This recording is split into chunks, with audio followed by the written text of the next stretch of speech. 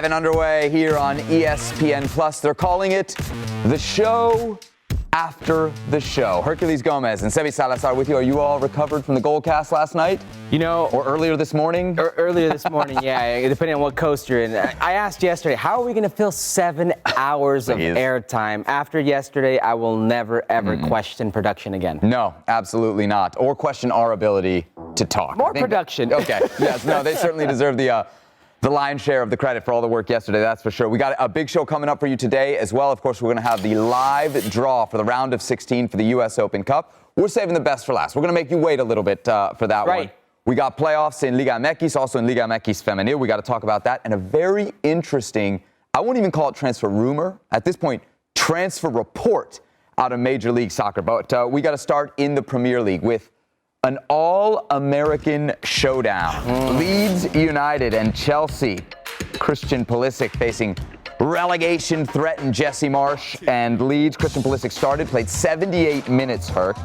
And, perhaps most importantly, he got on the board, scoring Chelsea's second in the 55th minute of a 3-0 win. His 6th goal of the season. A very good goal. Look at it. With the right, he takes it and onto the left and then slots it into that lower corner. It's a goal scorer's goal. He took it very well. Look, he picks his corner, knows exactly where he's going.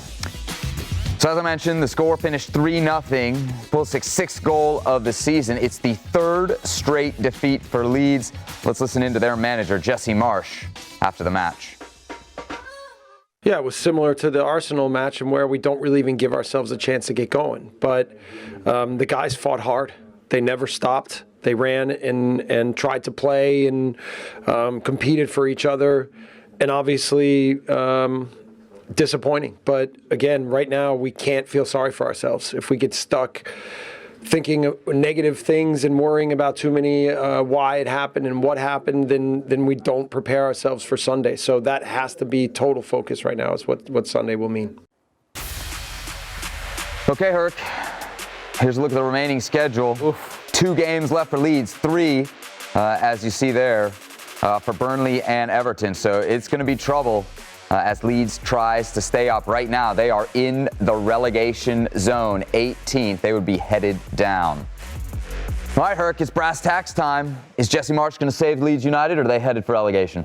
I mean, it most likely looks like they're headed for relegation. Whether that's on Jesse Marsch remains to be seen. This has been an injury-riddled team. That's back-to-back games where they've taken a red card in the first 30 minutes. Very frustrating for any manager. I mean, you saw the highlight. Jesse Marsch keeps shaking his head no, but nobody asked him a question. And when that happens, it's bad news. This is a team that really don't have destiny in their own hands. And Burnley right now, they may be even on points, but they have a game in hand. They're going to face Tottenham, Spurs next round, so that's going to be a big, massive game for them. And Leeds will play Brighton, and Brighton's been a giant killer. Brighton's been a team that, for all intents and purposes, 4 of the last 6 games they've won have been against teams like Arsenal, teams against United, teams like Wolves. It's going to be very difficult. So a few weeks ago, I said yes, and I actually put the percentage, I think, above 50, because I really thought at that point we saw some momentum from Leeds, and we did see momentum from Leeds. There was definitely a turnaround under Jesse Marsch. Things have changed, and it's not just about what Leeds and Jesse Marsch aren't doing. It's what's happening around them in the table. Yes, it's very true. Leeds have had a brutal run of late, right? Manchester City, Arsenal, Chelsea.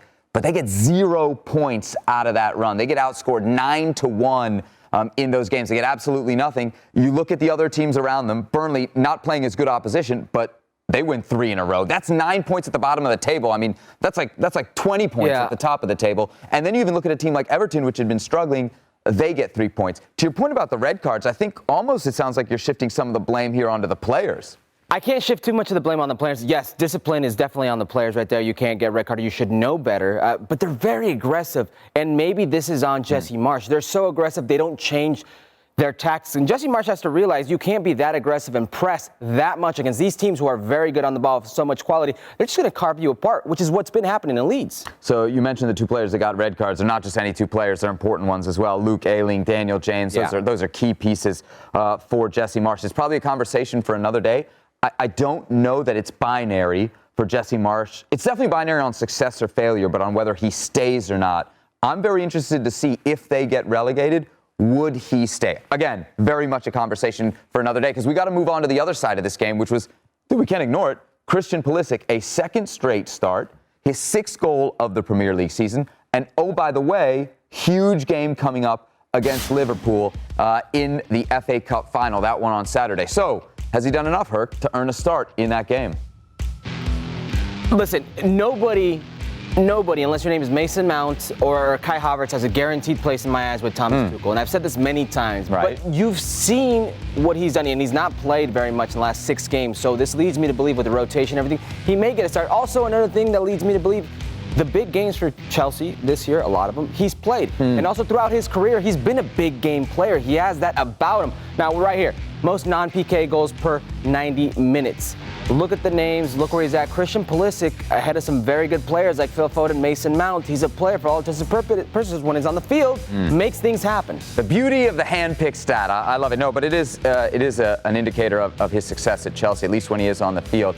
I think whether he starts or not, I got no idea because we really no idea what Thomas Tuchel is going to do from game to game. I think whether he starts or not, though, is a huge indicator to his future at Chelsea.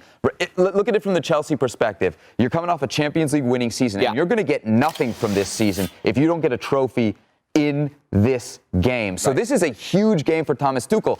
That would lend me to believe that he's going to put out what he believes is his best 11, right? The 11 that gives him the best chance to win. If Christian Pulisic is in that, then maybe you go into the offseason feeling good about Christian Pulisic's space and place at Chelsea. If he's not in that, and we know that the new American ownership is probably going to get approved before the transfer window, and they're probably going to spend, if he's not in this the 11 now, and you're going to spend more, I don't like his situation. I don't like his situation to begin with, but if you're not in the 11, like, where's your place on here? And if you're telling me he's coming off the bench, that's fine, but that's not been the case for Christian Pulisic last 6 games. There have been games where he doesn't even come off the bench, so it's going to be very telling in a must-win game, a game that's for a trophy, what his place is. Sure. It's worth noting he did start against Liverpool in the League Cup final. That was back in February, Chelsea losing that game on penalties.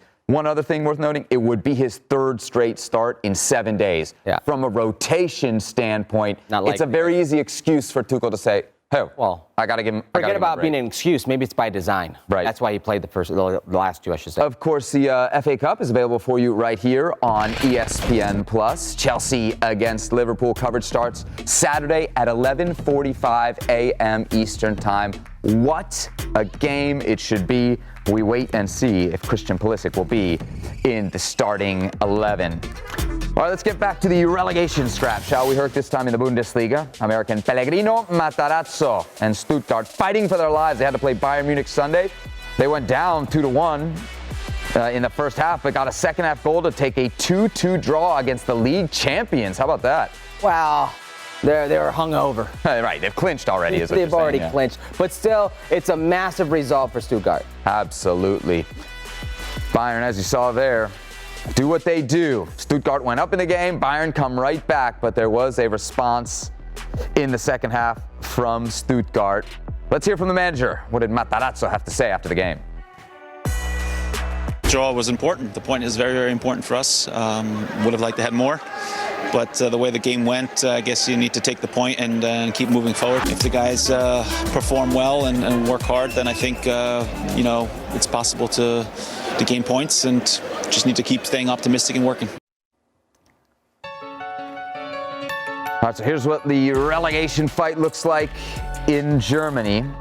1 game left, and really barring a math miracle, Stuttgart are going to end up 16th. Now, 16th doesn't mean you're going down, right? 16th means you go into the relegation playoff against somebody from Bundesliga 2. So Stuttgart in trouble, but not down yet. Not down yet. I mean, also, the goal differential helps them a little bit. If they end up getting 3 points, it'll be difficult. Hertha Berlin's going to play against Dortmund. But that game a few weeks ago was direct competition versus Hertha, where they lost 2-0, really, really doing them in right now.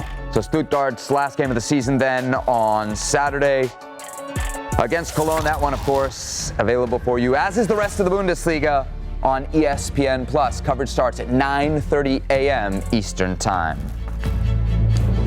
All right, let's go to LaLiga, also available for you on ESPN+. Checking on Mallorca, home, of course, of Matthew Hoppe and El Vasco, Javier Aguirre. They picked up a big point on Wednesday in a scoreless draw away at 4th place Sevilla. A nice way to shake off that 6-2 loss to Granada on Saturday, Herc.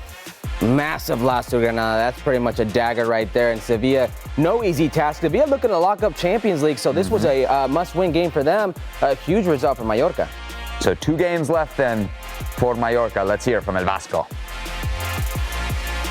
Habida cuenta que veníamos de una tarde desastrosa, lo más lógico era que venía Sevilla, veníamos en calidad de víctimas y también esperando otra vapuleada, y el equipo dio la cara.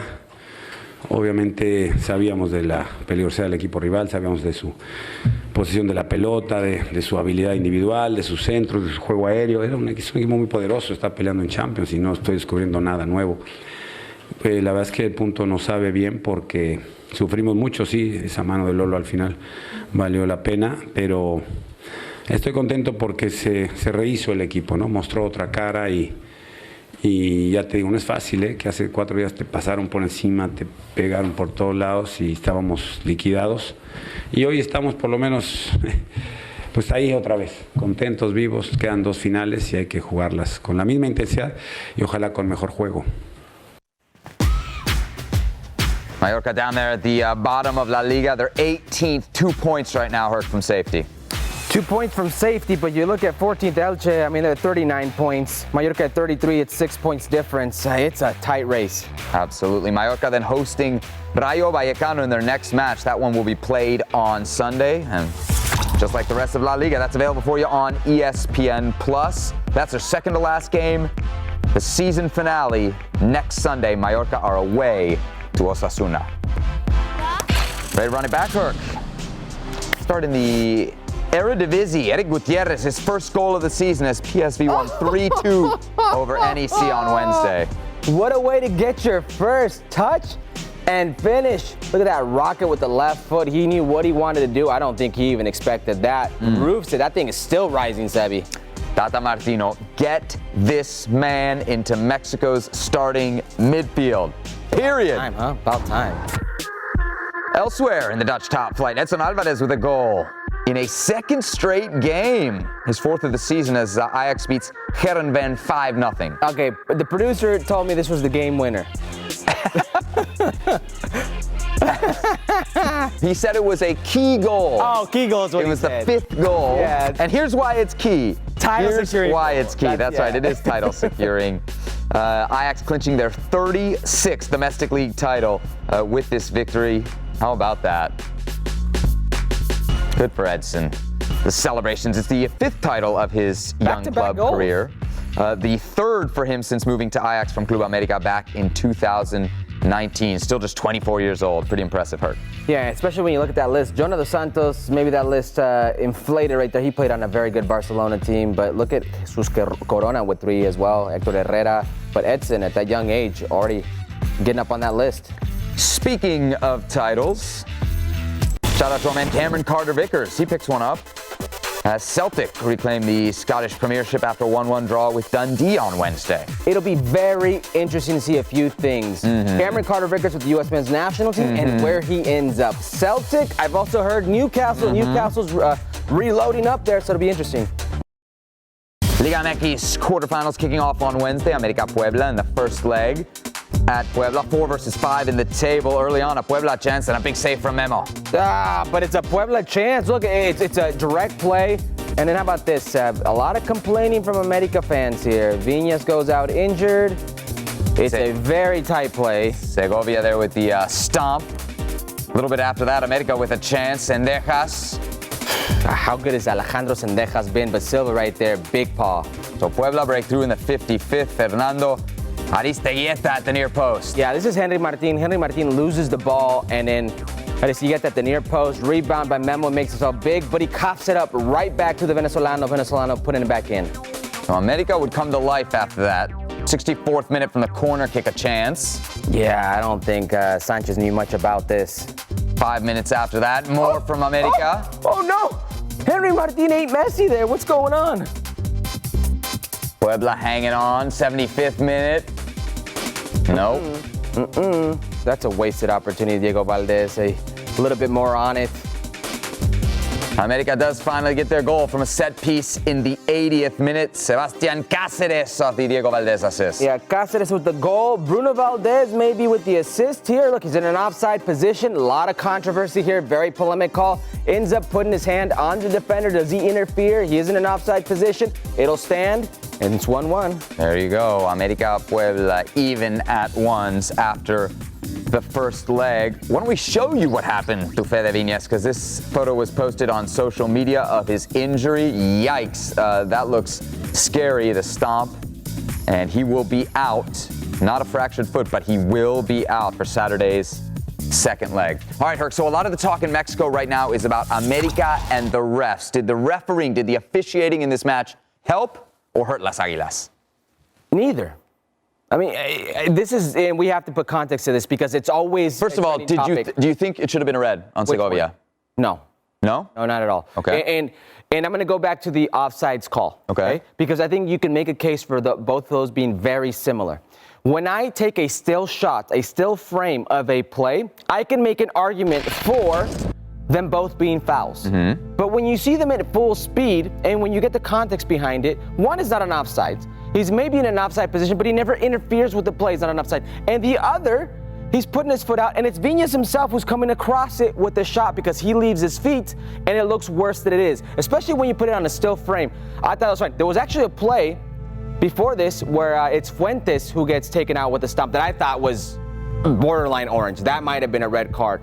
But in general, if you're asking me if they were hurt or favored the freeze, neither. Henry Martin giving up a play where he tries to clear the ball and clears it right to a Puebla player and literally comes right back down the throat and they score the first goal. That's got more to do with hurting America than the referees in this case. Okay. Do I need to put my Americanista glasses on here for this one? First, I think the America goal is legit. So I don't think they helped America there at all. I think you can argue that they hurt them.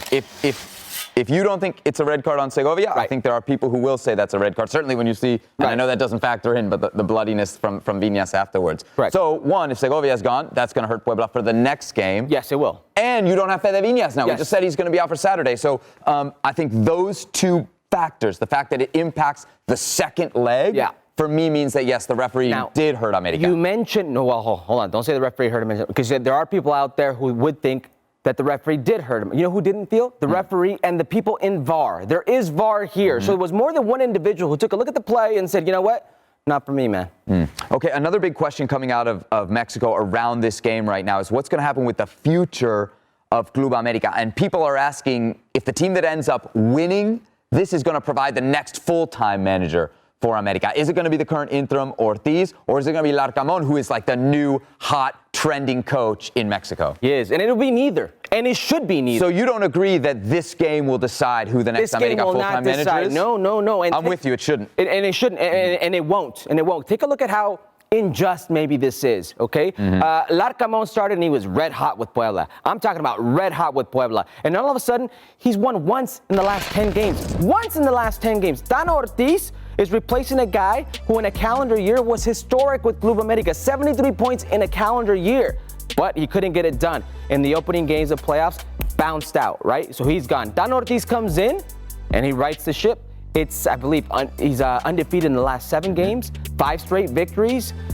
But if he loses this game, nobody's going to be claiming Tano Ortiz for the coach of America. And if he wins this game but loses in the next round, nobody's going to remember Tano Ortiz. You know why? Because the last guy who was there came from Real Madrid, and he was historic, and he went out just like that. It's Club America, and the context behind that matters in this decision. So just to be clear, you think that if they don't get to the semifinals, it doesn't matter for Ortiz? He's got to at least get to the semis to keep it? No. Because I think what he's done right now is enough. He's got to win. No, it's not enough. Really? You're an Americanista. I know, but this has been such a different season. Such a different. I mean, you have to. These are the same players who got you 73 points in a calendar year. Okay, but it's the same team that was dead last when he took over. Dead last. It's pragmatic and it's in transition where they can hurt you. Well, I'm with you on the fact that if you're making a decision based on 90 minutes, because that's effectively what it would be, that'd be bad decision making from America. You've got a pretty significant sample size here on Ortiz because you fired Solari when you did, and that sample size is.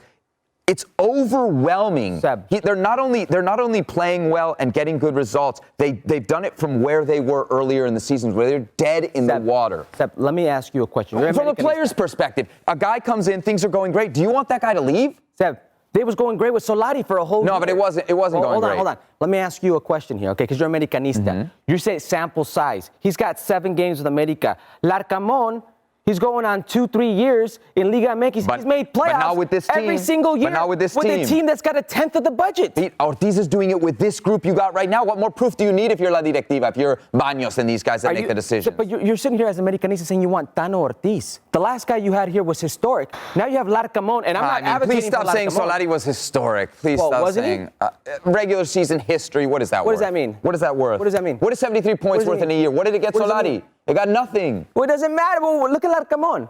So what you're saying is you're advocating for sample size of 7 games here.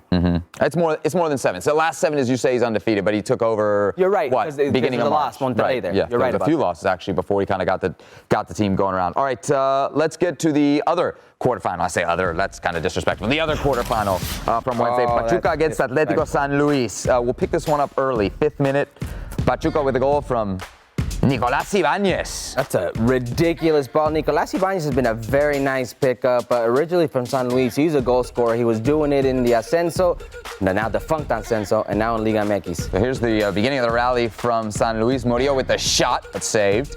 Yeah, Murillo's been an interesting pickup for San Luis. Very much a transitional team. More from the home side here, knocking on the door in the 14th minute. 21st minute, we got a penalty. Yeah, I think Murillo does a good job here of drawing the contact, and it's going to be Berterame. And Berterame, whoo! Berterame converting there. It's 1-1, 34th minute. Jonathan Murillo again, this time off the crossbar. He was very active in this first half, probably the most dangerous player San Luis had. 77th minute, goal Pachuca, Ibáñez again. Alvarez with a sweet little ball. Ibáñez, he's so good in the air. He's probably the best one, if not the best player in the air in Liga MX. 2-1 at that point. Fast forward to the 90th minute. San Luis the equalizer. No, just saved off the line. There's literally 10 seconds left. So you're in the 90th minute. Pachuca needs to hold on, but you're playing in San Luis. And look at this. 94th minute equalizer. Juan Sanabria. That's a dagger right there. Look at this. Never leaves the ball in between traffic. So Pachuca then finished atop the table in the regular season in Liga MX. What do you think? Atlético San Luis, the Fighting Mauricio Pedrosas, they're going to pull the upset here?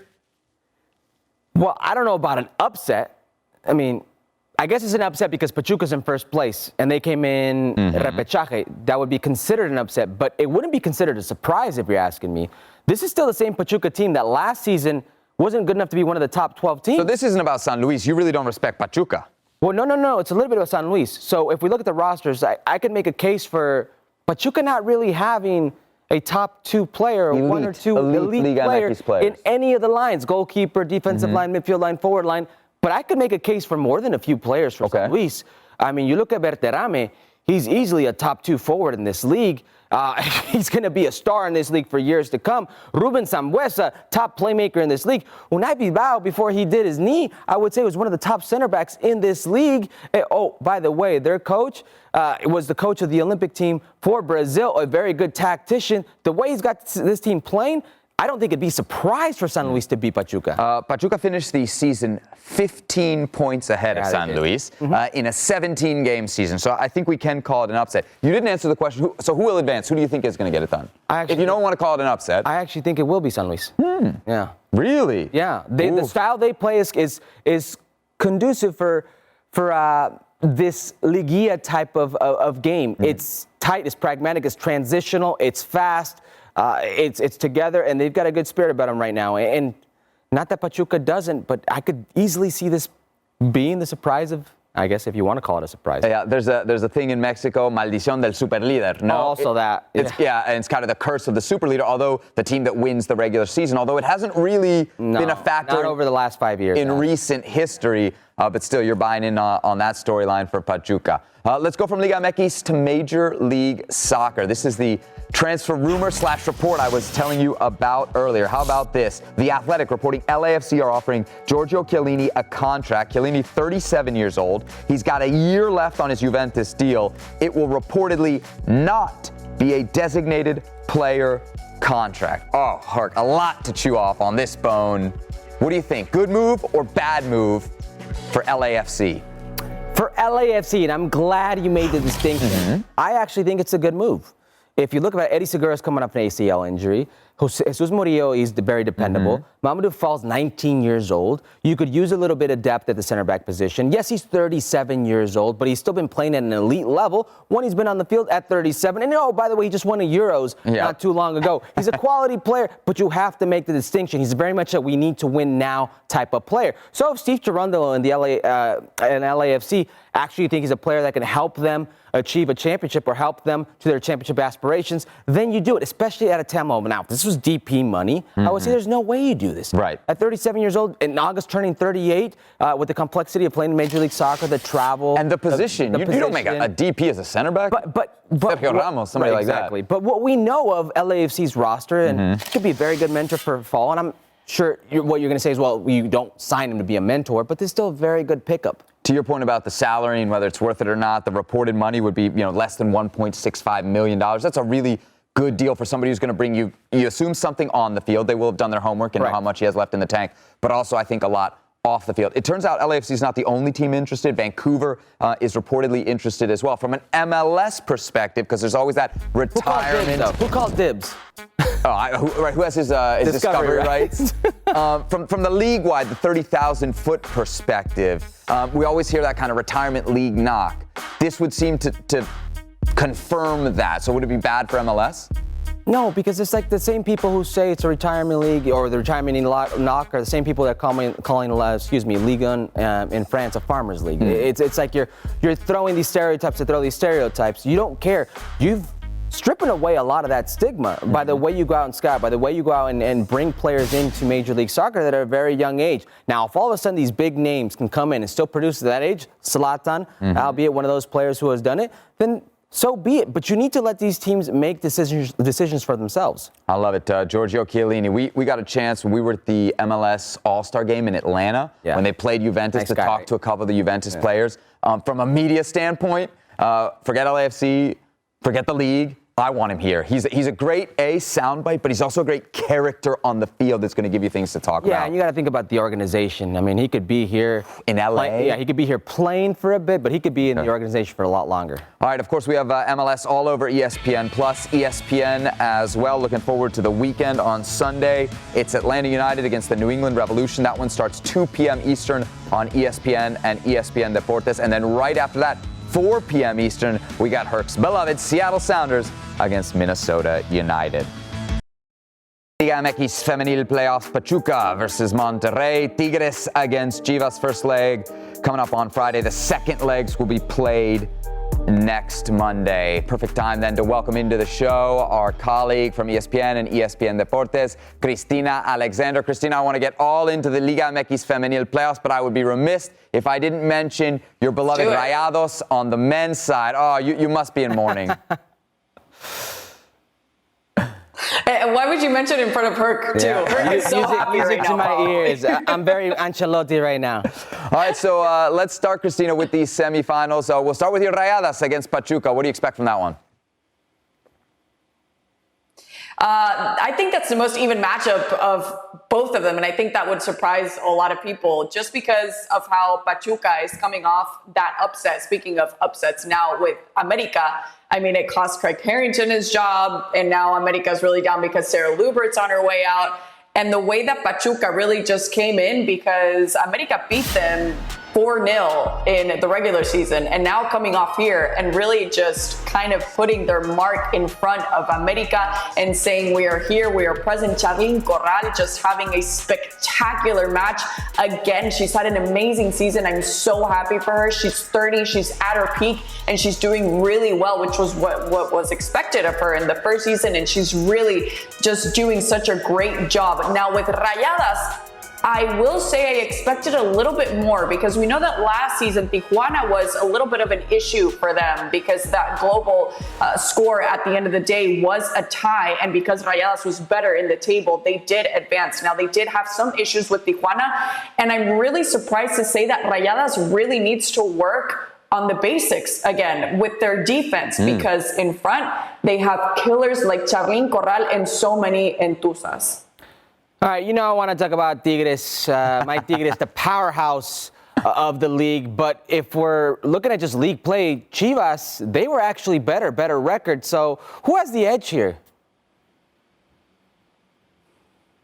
Not because you're on this show, Herc, and because, out of this, you're actually a nice guy. Tigres is a powerhouse, but I think Tigres still has the edge, basically because of how they're coming off of that 9-1 after 2 matches against Atlas. They are just so impressive. They know what they're doing. I think if I had to pick one team of the Liga MX Feminil that has their identity set since they practically started this whole project, it's Tigres without a shadow of a doubt.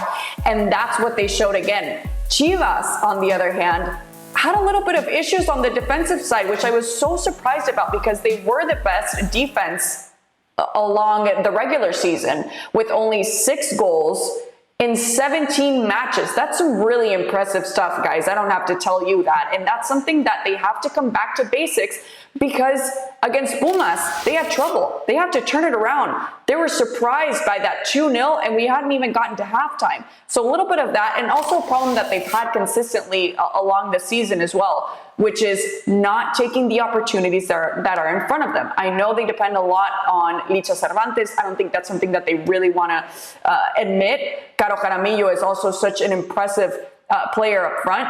But if they defensively do what they did against Pumas, it's going to be, a powerhouse again for Tigres, and it could even be a little easy. Okay, Christina, on this show we are obsessed, and not just because Herc is here, with number 9s, right? We are constantly discussing who's going to be the starting number 9 for the U.S. men's national team, for the U.S. women's national team. Of course, we got CONCACAF W Championship, World Cup qualifying coming up. So let's focus in on the Mexican women's national team. You mentioned Alicia Cervantes. She makes the move from Rayadas to Chivas back in 2020, and she's been scoring goals for fun ever since. You also got somebody like Katy Martinez, who was at Tigres, moves to America in 2021, and hasn't had the same productivity with America that she had with Tigres. You have a lot of talent in that position. Right now, in your opinion, who is the best Mexican number 9? That's a really interesting question, because I think it's an even matchup between the two, but I don't want to be that person on the show and be like, they're both winners. But I love Katy. I know a lot of people do that, but that's totally fine.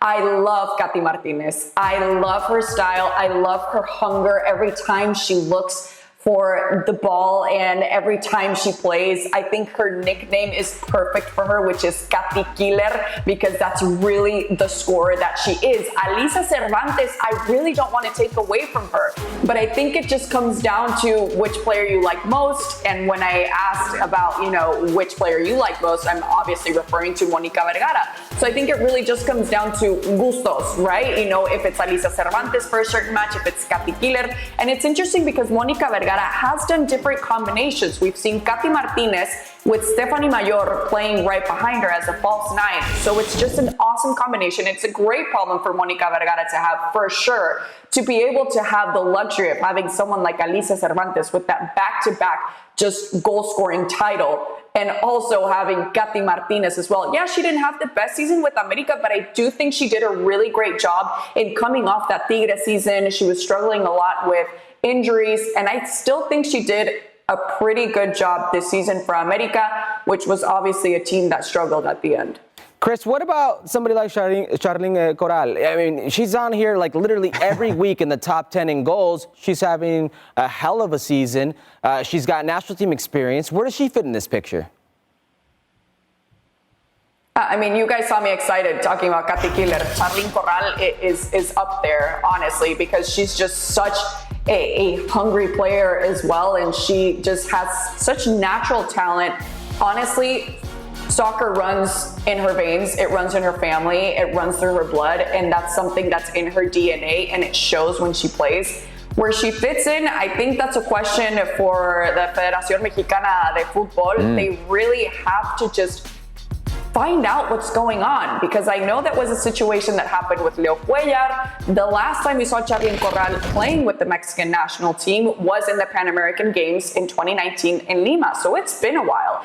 And this isn't a situation that you guys know perfectly when we have to talk about Javier Hernandez in that situation with the Mexican national team. And I think this is a little bit different with Charlyn Corral, because she really is someone that fits well when we talk about locker room kind of commodity, because that's something that's really an issue, or that has been talked about constantly with Javier Hernandez. That isn't the case with Charlyn Corral. I really want to know what happened, because Leo Cuellar isn't there anymore. It's somebody totally different. So Mónica Vergara, if she really wants someone like Charlyn Corral, which I really think she wants her and she should want her, because she's just so amazing. And I think that's what Mexico could need to really just push it over the top, because you guys know what's coming this summer. I mean, that group that they have with Jamaica, Haiti, and of course the U.S. women's national team, why not take advantage of the talent and the immense talent that is Charlyn Corral? Christina, as always, great stuff. Sorry about your Rayados, but hopefully Rayadas can redeem themselves and make you happy. Great to have you with us here on Futbol Americas. All right, there's one game that didn't get finished on Wednesday in the round of 32 in the U.S. Open Cup. Minnesota and Colorado, thanks to a weather delay. What was it, 60 to 80 mile-an-hour winds that they were telling us in this game? Minnesota, through Abu Danladi, taking an early lead. Colorado striking back in the 15th minute. Mesquita going to get on the end of this one to make it 1-1. This game, the longest game, if you count the weather delay, surely in this year's U.S. Open Cup, at least. It was 1-1, and then 18 minutes in, the skies opened up. Herc, you were getting texts from what, inside the locker rooms at Allianz Field? Yeah, can't disclose my sources, but yeah, maybe it was inchy, as I like to call them. Yep, so they started playing again on Thursday at 1 p.m. local time, and Reynoso in the 87th minute gets your winner. It's weird, because last time they played, it was nighttime, and now it's daytime. How'd that work out? Minnesota, 2-1 winners. That was earlier today. What about last night, the other 9 games? Charlotte beating Richmond 5-1, Herc, in the opener. Danny Rios, that's why he's there. That's why they traded for him. Fortunate one, and this got away from them quick.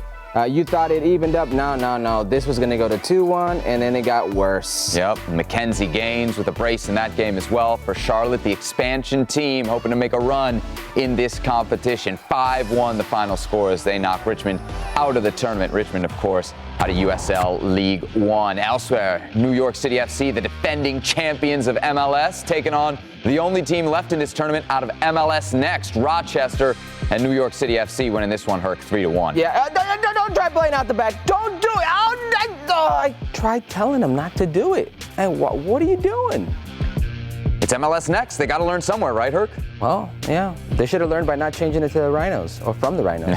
All right, there it is. There's that bitterness.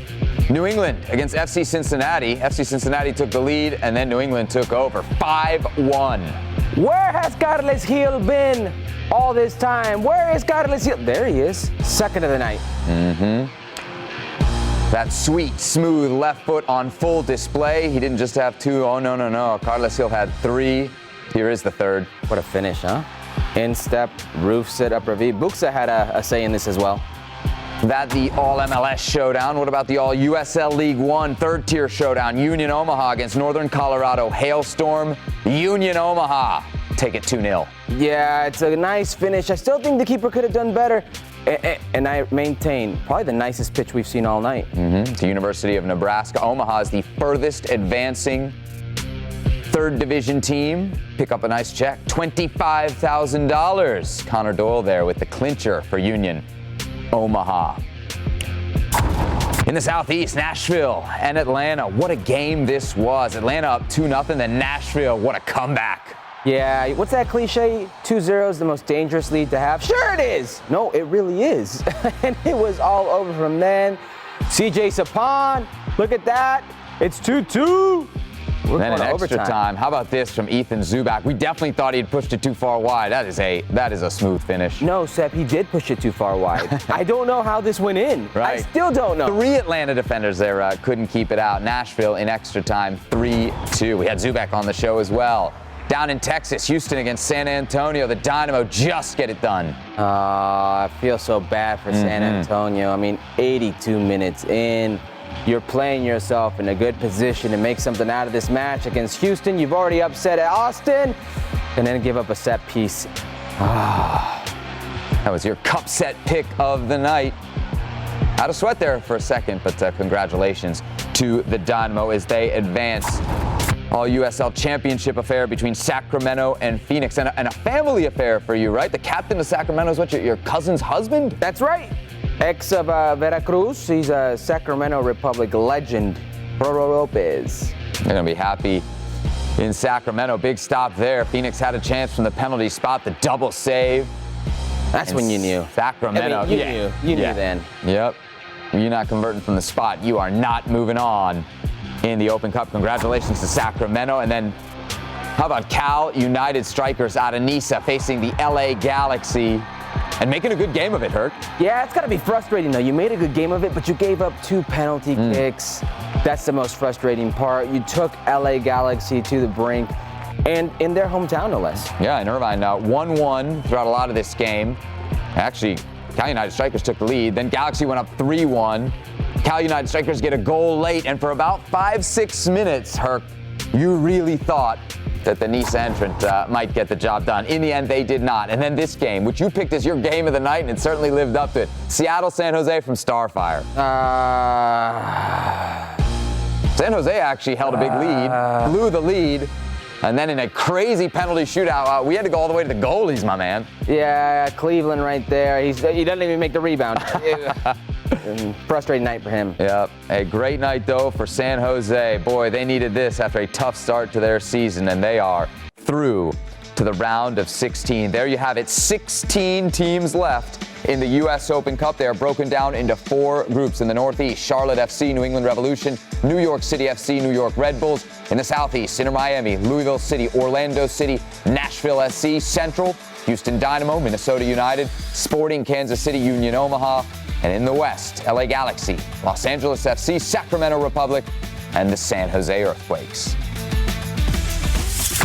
And then there were 16. We got 13 MLS teams, 2 teams out of USL Championship, and 1 team out of the 3rd tier, USL League One. So right now, in the next minutes, we're going to do the round of 16 draw live. We're also, Herc, going to find out who's going to be hosting those quarterfinal matches. So we're being tasked with something pretty important here, it feels like. Maybe it feels like too much responsibility for me. Yes. Have you ever been involved in something like this before? No. I feel like we should be in tuxes or something. All right, let's show you the schedule for what's left of the tournament, because obviously we got to get you set. Round of 16 coming up later this month, May 24th and the 25th. Quarterfinal rounds late June, 21st and 22nd. Semifinals late July, 26th and 27th. And then the U.S. Open Cup final, September 7th. Cannot wait. All right, so let's dive into this draw, and joining us for a little bit of help from the U.S. Soccer Federation, he is the commissioner of the U.S. Open Cup, David Applegate, joining us. David, first of all, great to have you here. Please tell me you had as much fun last night as we did, because that was awesome. It was absolutely incredible, thanks to, you guys for sitting in the chair and, having to beg for some off-camera time for, any personal matters that came up. And the crew, they've been great, working hard behind the scenes to make this come together really quickly. So, on behalf of U.S. Soccer, on behalf of the Open Cup, thank you guys so much, and thank you for helping us out today as our draw guest. Definitely. Okay, so we've watched some of the previous draws, but I'm not very good at following instructions. I know you aren't. I'm very good at following instructions. Okay, that's what I do. It's what I've done as an athlete. We're about to see. So kind of walk us through here what we're supposed to do with each of these groups, because each of these 4 pots represents the 4 regional groups, and the 16 teams are the 16 balls that you're looking at. Right. So, the reason we got Herc wasn't the instructions, but it's the ability to stir the pot. There it is. So, he's in the show. So we'll start in the Northeast. Okay. Herc will stir up the balls there, and then we'll pull them out as they come out. That's all right. And then we'll, first ball up will be drawn into the first home slot, H1. Okay. Second ball up will be drawn into the second hosting spot for the round of 16, H2. Third ball out will be drawn into A3, which is going to play, there we go, we see it on screen, H1. And then the last ball up will head into that last slot. And it will be that for the quarterfinals, the H1A1 team will host the quarterfinals. So the winner of that game then hosts the quarterfinal, whoever it is. Exactly. A chance for a team to be playing home twice in a row here in the Open. Wow. Okay, and just to be clear, the 16 teams that are left, they all submitted to host, right? They're all submitted to host, Okay. so all venues are available. Perfect. Okay, so we ready? Let's do it. Let's do we're it. ready. Okay, so let's start with the first group. This is the Northeast region. Of course, we got 4 teams in it. Charlotte is maybe kind of the outlier when you think about the Northeast, but New England Revolution, New York City FC, and the New York Red Bulls. So the potential Strong to quite strong. of Hudson River Derby there potentially. All right, relax, bro, relax. Take your time. There it is. There are the 4 teams. Tell me to relax. Let's see how this goes. All Okay, right, so walk them through it, David. Joe, you're gonna Take the first ball. Stir the pot. All right. A ver. Don't blow it, bro. You can't pick the sounders. Yeah. Sorry. You gonna be okay? Yeah. Can you make it Put your through? hand off me. All right, got it. All right, go ahead, open it up. We are opening this up. It's a little. Oh, he talks all the time about how much he works out in the gym. Oh, look There at that. you go. There you you open go. it. Ready? All right. A ver. What we got in there? And we Show have it to the camera. Show it to the camera. Wow. Okay. New York Red Bulls. Red Bulls. So that means that the New York Red Bulls then will host their round of 16 matchup, right? They are going into H1. New York Red Bulls to H1. Of course, New York Red Bulls advancing after a 3-0 victory in the round of 32 over my beloved DC United, who really didn't start a competitive 11. No. Bummed about that. Yeah. Thanks, Chad. All right. But nevertheless, the New York Red Bulls are a team that has made some deep runs in this tournament in the past. So there we see them in H1. Next, we're not going to find out who they're going to play, right? We're going to find out the other home team for the round of 16. The other home team. This will be H2, right? So Yes. what do you got, Herc? Here we go. H2. Stir the pot, Herc. H2. So whoever gets this is getting that home game. You're not here. You're not getting a home game in the round of 16. New York City FC. Okay, so we know we will not have a Hudson River Derby in the round of 16, but we know we very well could have one in the quarterfinals. That honestly, What do you want? what would you prefer, round of 16 or No, quarterfinals. Okay, but they still got to take care of business. They got to take care of business. New York City FC, after a kind of slower start to the season, they've turned things around. They looked pretty good last night against Rochester. They looked very good against Rochester. So now they will have a home game for them. It'll be very interesting. They haven't been accustomed to having very many home games. Where they be at St. John's again in Queens? I believe that's the plan, yeah. Okay, so there we have it. So, all right, so we've got the 2 home teams for the round of 16 in the Northeast region of the bracket. Let's find out who's playing who. All right. Let's do see this. Who's traveling to play Red Bull? Okay. This is for Red Bull. All right, Red Bull opponent. It could be either Charlotte or the New England Revolution. Oh, this will be fun. Ooh. For the crown. Charlotte FC, the expansion darlings. Remember when they were Estamos Jodidos? They were, but Miguel Angel Ramirez and his men, they're all of a sudden not. Yeah, and they were, against Richmond, there was a minute maybe where you thought, okay, Richmond's going to make a game of this. Yeah. But Charlotte turned it on, and they hit a speed that Richmond just couldn't If cope they could with. get Jordi Reina playing at that level every single game, Danny Rios contributing that way has been a huge, massive pickup for them. I think they're going to have a very good chance. Yep. Shout out to Mackenzie Gaines as well, who had a brace in that victory over Richmond. All right, let's fill out the last in the Northeast. I guess we know who this is, right? Yeah. No surprise here. There's only one team left. It is, there you go, the New England Revolution. Won it in 2007 with our good friend ESPN FC's Steve Nicol in charge of the team. We got to see them last night against FC Cincinnati. Probably the most important title of his career. Yeah, definitely. Yeah, definitely. Forget those Forget the European 2 Cups with Liverpool. Yeah, forget those. How about Carlos Gil last night? Boy, he's a special player and a special left foot. Yeah, but Carlos Gil's heating up, and they need him to heat up. He's been an impact player in this league. He's a very good player, and if they have a chance of going far and potentially winning this competition, it'll be with Carlos Gil playing well. Plus, you never know, we might get Henry Kessler back on the show. Maybe we get another Bruce Arena impression. I thought that was brilliant. Okay, so that's the Northeast region. We got New York Red Bulls against Charlotte FC, New York City FC against the New England Revolution. Again, those games will be played midweek, May 24th and May 25th. Northeast region done? North region done. We didn't screw it up? Oh, 25% of the way there. Okay. All right. I can't guarantee this will. All right. All right. There we go. All right, let's take a look at the 4 teams in the Southeast. First, we got Inter Miami, Orlando City, and Nashville SC. out of Major League Soccer. And then Louisville City, coached by our good friend Danny Cruz, who was on the Whip Around show, the Goalcast last night.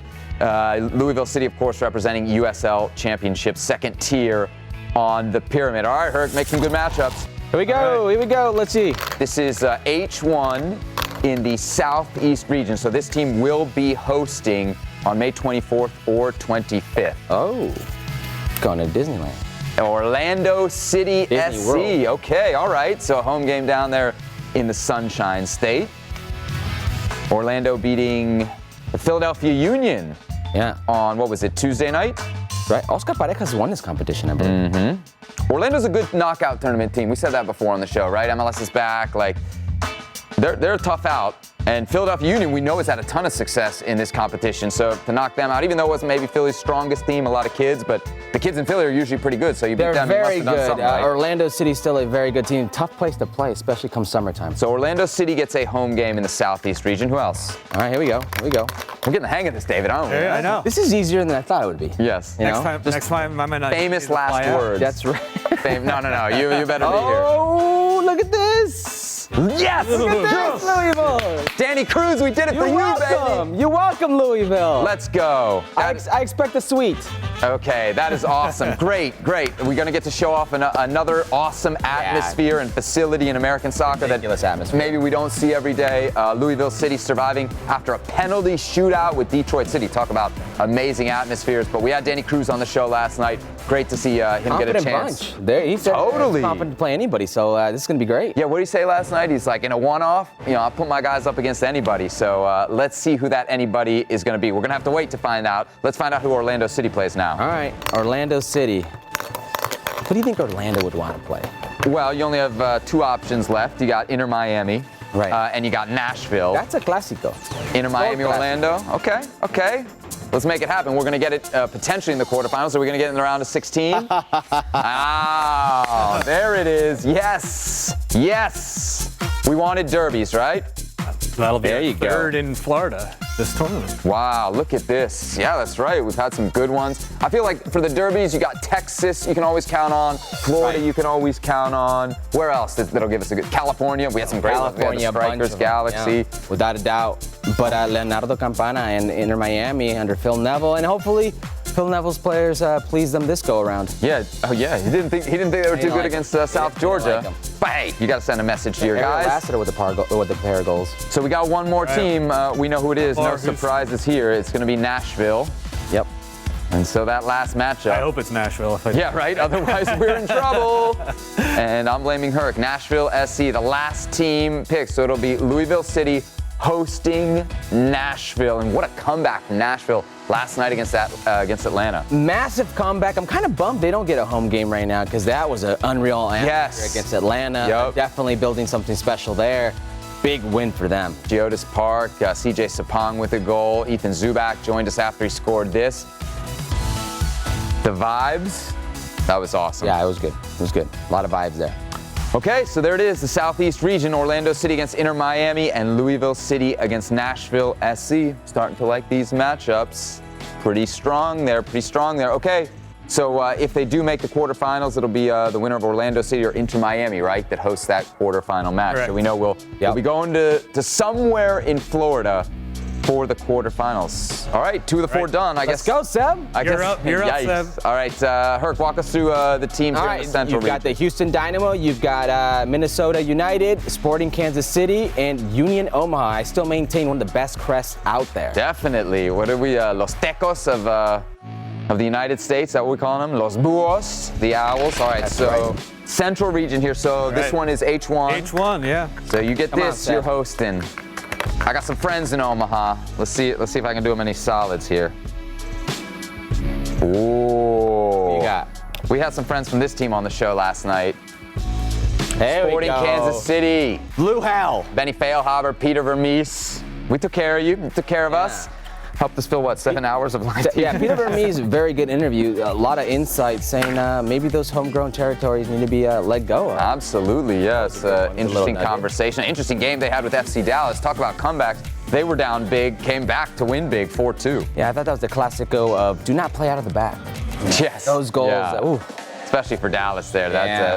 I think best described as a meltdown for Dallas. Unfortunate for them, they have won this Open Cup before Did in you the remember to past. stir the pot? Oh, yeah, of course. I mean, I realize that's not usually your job. No, I'm definitely You not watch the show? Not the pot stirrer at all.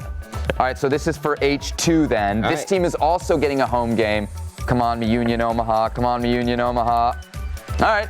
Not Union Omaha. Sorry, boys. You're going to have to go on the road if you're going to keep the Cinderella run going. Very difficult. Can I be honest? I really feel like I blew that. I messed it up. I'm sorry, Union Omaha. Yeah, but Allianz Field, if they can get a game in without the weather messing it up, is a great facility as well. I will say one of my favorite stadiums in Major League Soccer. Definitely. Top club, top stadium. Yeah. Weather permitting. It's a very good guest producer. Weather permitting. Hey, it was beautiful and sunny at 1 p.m. local time when they finished this thing up. Reynoso there with the game winner. You're not working at that hour? Well, I'm assuming you got in for free if you paid the night before, You still right? gotta work. What are you gonna take the day off? I mean, why not? All right, this will be for the A1 slot. A1 slot. So this is the team then that's going to face Sporting Kansas City. There we go. Oh man, I love this. Because this takes you back to about That was a Clasico in itself. 9-10 years ago when these two teams were absolute rivals. Peter Vermees, Dominic Kinnear, Houston against Sporting Kansas City. They were just always meeting in the playoffs and conference finals. And so Houston getting the big win last night, just avoiding the cup set against San Antonio. San Antonio, you had it, 82 minutes, and then you gave up a set piece. It's a very difficult place to play. Hey, heads up, Houston got, I think 5 more games in the next 17 days. That's not going to be easy. Houston, of course, winning the U.S. Open Cup back in 2018, beating the Philadelphia Union, 3-0 there to claim the crown. All right, last ball here. We know this one, right? It is going to be the aforementioned, what you call the best crest in America? Best crest. Union Omaha. Out of USL League One, the third tier of American soccer, the last remaining, the furthest advancing team in the third tier. And David, what do they get? It's $25,000, right? $25,000. Okay, good. I want to make sure I didn't get that one wrong and promise them more money. You know what's worth $25K? Watch the second goal they're going to do right now. The constant give and go, and then look at this little finish right there. Yes. Dink over the top. You had one job. Pick them first, and you picked them last. We needed to dip one of those balls in a freezer, and just so I would have known who was Union Omaha. Okay, so there it is. Let's take a good look at it. Here's the round of 16 in the Central Region. Sporting KC and the Houston Dynamo. Minnesota United against the Cinderella story that's left, Union Omaha. Here we go. All right, let's show you the West. The 4 teams left out west. Herc, what do we got? We've got the LA Galaxy. 4-time winner of this competition versus LA. Two-time winner. Two-time winner. I'm thinking of Seattle Sounders. You're always thinking of the Seattle Sounders, man. Well, you know what? They've been to a lot of finals. I lost 2 with They the won Galaxy. it in 2001 and 2005. LAFC, Sacramento Republic, and the San Jose Earthquakes. Okay. All right. So let's see who's going to get this first home game. Who's going into that H1 spot? Who's got that home game? Of course. There we go. There we go, peoples. The last time the LA Galaxy won the U.S. Open Cup, 2005, the man who scored the game-winning goal in the final, none other than Herculez Gomez. This the last time the Galaxy won the Open Cup? Yeah. Wow. And it was at home. It was at home. Yeah. All right. Why don't you... The back then Home Depot Center, now Dignity Health Sports Park. You forgot to bring your medals last night. Did you forget them again today? Medals and rings. You had one job. How does it... I can't just walk around with like rings and medals. Oh, yes. No, right, because you're... Walking to ESPN, I got Perk looking at me all weird. Yeah. I got Richard Jefferson, like, what is he bringing? Okay, name dropper. All right, so this is for the other home game out west. Let's get a lower. Let's get a lower. Yes. There you go, Sacramento. All right, Seb's not entirely useless. He did get a home game for a lower tier team. Sacramento Republic out of the USL Championship, getting it done last night against Phoenix. Look at that little cutback, and then the rifle far post. You know when I knew it was over for Phoenix Rising, which is a very good team? When I knew it wasn't their day, they had one from the spot, and it was blocked. After that, yes. Yeah. That's a tough one. Good showdown. These two teams, you could tell there's some animosity. They're in the same Western Conference there in USL Championship. So Sacramento Republic moving through to the round of 16, and they will get a home game. Who will the Galaxy play? Will it be Clásico Angelino? Will it be El Tráfico? There's a Clásico in there. A ver. We know we might have one in the quarterfinals, but I'd like to guarantee one here in the round of 16. A ver.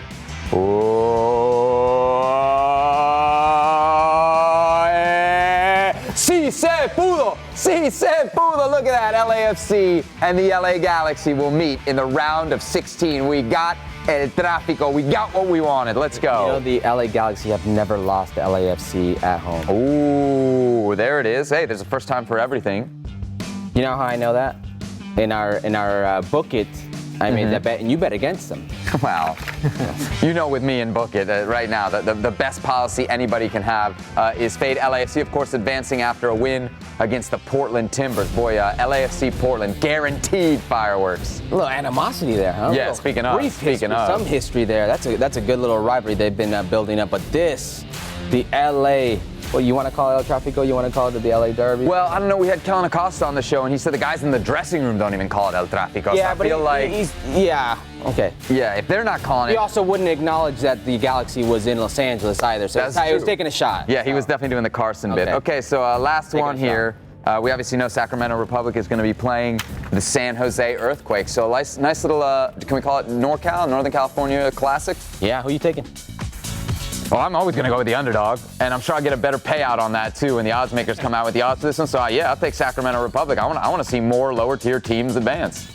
Plus San Jose, I think a little bit lucky last night. No? It's a crapshoot, but yeah, I mean a certain amount of luck involved. Listen, it was by no means a one of those games that's going to be in the Louvre. Okay, all right. David, penalty 11 rounds? So. Did we do okay?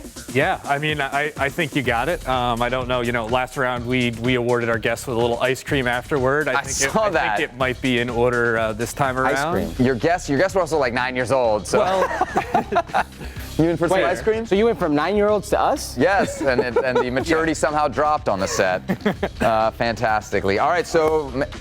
We got some real good matchups. Let's take a look at the bracket as a whole. We can't show you all the games, so let's go with kind of the top half of the bracket.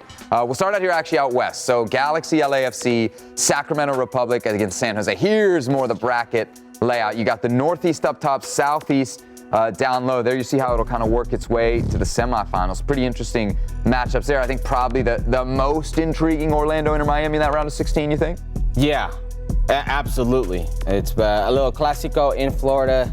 It's going to be very hot, but that New York City, New England one is catching my eye. Okay, all right. Of course, a playoff rematch from last year, right? So a lot of history then between those two teams. What about the other half of the bracket? You got Central and West in the Central, Sporting KC against the Houston Dynamo, and Minnesota United hosting Union Omaha, Galaxy, LAFC, and then Sacramento Republic and the San Jose Earthquakes. El Tráfico going to steal all the attention there, but you know me, I got an eye on that Union Omaha match. What about you? Sacramento. That's going to be an interesting one against San Jose. Very interesting, but I mean, you said it yourself. The LA matchup's going to pretty much get everybody's attention. Absolutely. So I think we got a pretty good round of 16 slate. We got to see how the schedule works out, right? So what's this going to be? There's going to be 2 days for these games, and we'll find out by tonight kind of all the scheduling and where everybody will be. We should find out by tonight if all the scheduling works itself out. Right now, it looks like based on the draw as it came up and as the schedule is in my memory, it looks like we might have all 8 games on the Wednesday. Just interesting. Yeah, we leave 2 days between league matches, and I know what there's a heavy would you do to fill your time during that day? Are you thinking what I'm thinking, what he's thinking, what they're thinking? We'll see.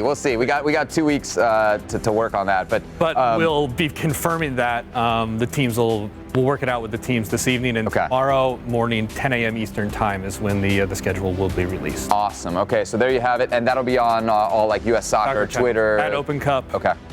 Awesome. So there you have it. David Applegate, the commissioner of the U.S. Open Cup, joining us here for the live draw of the round of 16. I don't know that we were flawless, but we got the job done. I mean, if we didn't mess it up, it's pretty flawless. Flawless would have been Union Omaha getting it. Well, that's you. I was pretty flawless. Okay, enough. What a couple days, huh? Yeah. You said that with a deep, yeah. Well, next contract. This contract here, so next easy, bro. Next easy, bro. You're gonna start the negotiations right here Overtime live, for sure. On television. Well, look, 7 hours. It has been a lot of fun. I want to thank the folks from the U.S. Soccer Federation. They kind of had the original idea to work together on some of this Open Cup stuff. I'm super glad we got to do the goal cast last night. It was really cool to have all those guests pop in and see the reaction from across American soccer. I was glad we did it. I've been working with you here for over 5 years.